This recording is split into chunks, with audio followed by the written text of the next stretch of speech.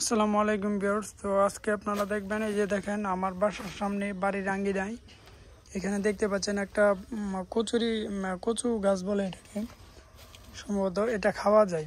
মূলত এটা আমরা খাই মাঝে মধ্যে, যে বিভিন্ন ভর্তা করে, ওই শুটকি দিয়ে যে ভর্তাগুলো করে ওইটাতে আর কি উপর দিয়ে খাবার দেওয়ার জন্য এগুলো দরকার পড়ে। এগুলোর পাতা আপনার এই ভর্তার মধ্যে দিয়ে পরে আর কি গরম করলে ওইটা ভর্তাটাকে বের হয়ে যায়। দেখতে পাচ্ছেন বাড়ির আঙ্গিনায় এখানে আমি গাছ রোপণ করেছি, 2টা গাছ। তো এগুলোতে বেশি পাতা নেই, পাতা কিছুদিন আগে আমি ছাঁটাই করে দিয়েছি, যার জন্য পাতা অল্প। এটা আবার যখন বড় হবে তখন পাতায় আবার পরিপূর্ণ হয়ে যাবে গাছটা। দেখতে পাচ্ছেন পাতাটা খুব সবুজ। এগুলো পাতা আবার মারাও যায়, যখন আপনার বিভিন্ন রোগে আক্রান্ত হয় তখন আবার হলুদ হয়ে যায় পাতাগুলো। এখন দেখতে পাচ্ছেন খুব সবুজ, ছোটো পাতাটা খুব সবুজ। তো আপনারা চাইলে এভাবে বাড়ির আঙ্গিনায় বিভিন্ন ধরনের গাছ রোপণ করতে পারবেন। ধন্যবাদ।